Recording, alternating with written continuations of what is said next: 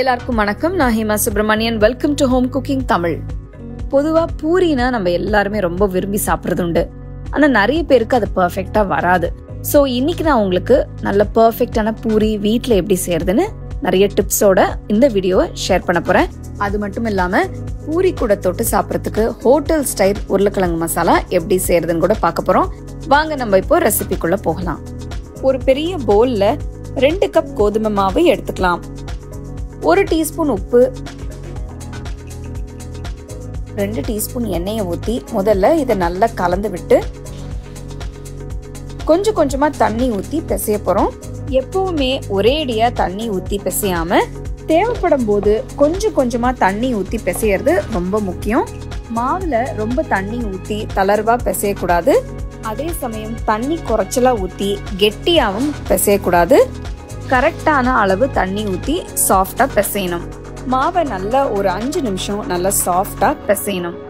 கலந்த மாவு கையில ஒட்டவே கூடாது. இதுதான் கரெக்டான கன்சிஸ்டன்சி. கடைசியா கொஞ்சம் எண்ணெய் எடுத்து மாவு மேல ஃபுல்லா தடவி வைக்கலாம். எண்ணெய் தடவறதால மாவு காஞ்சி போகாம இருக்கும். போல மூடி 1 மணி நேரம் ஊற விடுங்க. அடுத்து ஹோட்டல்ல செய்யற மாதிரி உருளைக்கிழங்கு மசாலா எப்படி செய்யறதுன்னு பார்க்கலாம் வாங்க. ஒரு அகலமான கடாயில 1 டேபிள் ஸ்பூன் எண்ணெயை ஊத்தி எண்ணெய் சூடானதும் 1/2 டீஸ்பூன் உளுத்தம்பருப்பு, 1/2 டீஸ்பூன் கடலைப்பருப்பு, 1/2 டீஸ்பூன் சீரகம், 1/2 டீஸ்பூன் கடுகு, 2 உடைச்ச 3 சிவப்பு மிளகாய், நீல வாக்குல நறுக்கின 3 பச்சை மிளகாய், கொஞ்சம் கருவேப்பிலை,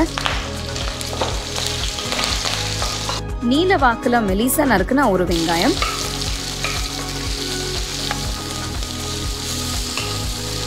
அடுத்து 1 டீஸ்பூன் இடிச்ச இஞ்சி,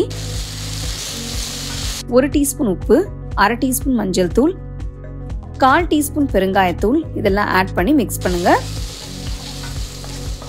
நான் இங்க 3 பெரிய உருளைக்கிழங்க வேக வச்சு தோல் எடுத்து வச்சிருக்கேன். இந்த உருளைக்கிழங்க சும்மா கையால மசிச்சு கடாயில சேருங்க.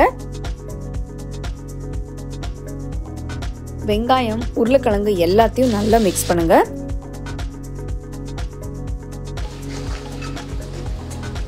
இப்போ 1 கப் தண்ணி ஊத்திக்கலாம்.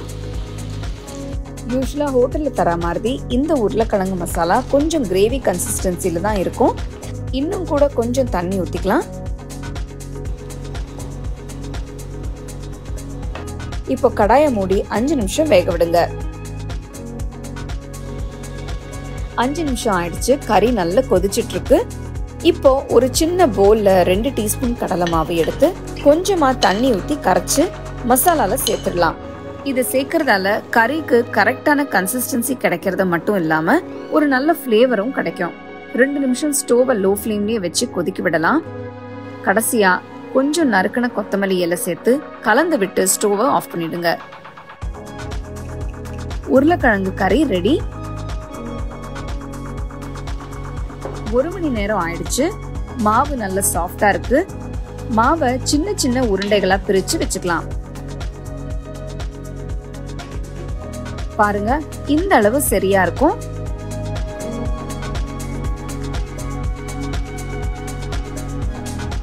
ஒரு கடாயில தேவையான எண்ணெயை ஊத்துங்க. எண்ணெய் நல்லா சூடாகட்டும். அப்பதான் பூரி நல்லா பொரிஞ்சு நல்லா உப்பி வரும். மாவு உருண்டைய வச்சு மேல கொஞ்சம் மாவை தூவி நல்லா சமமா உருட்டுங்க. ரொம்ப திக்காவும் வேண்டாம், ரொம்ப மெலிசாவும் வேண்டாம். இன்னொரு முக்கியமான டிப் என்னன்னா, எல்லா மாவையும் உருட்டி வச்சு அப்புறமா பொரிக்காதீங்க. திரட்டின பூரி ட்ரை ஆயிடும். கொஞ்சம் கொஞ்சமா திரட்டி உடனே பொரிச்சிருங்க. ஒரு சின்ன மாவு உருண்டையை போட்டு எண்ணெய் சூடாச்சா இல்லையான்னு பார்க்கலாம். பாருங்க எப்படி மாவு உடனே பொரிஞ்சு வருதுன்னு.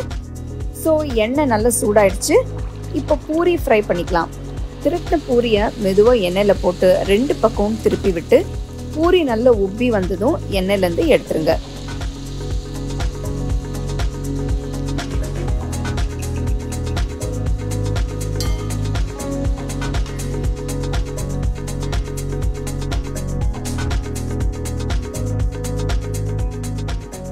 சூப்பரான பூரிஸை அருமையான ஹோட்டல் ஸ்டைல் உருளைக்கிழங்கு மசாலா கூட சர்வ் பண்ணுங்க.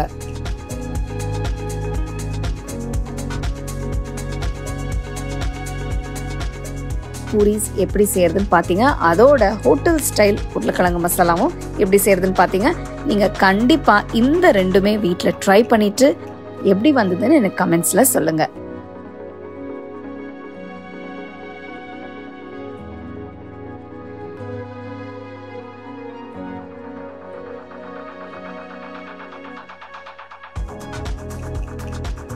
You can now buy the second edition of our home cooking book at shop.homecookingshow.in.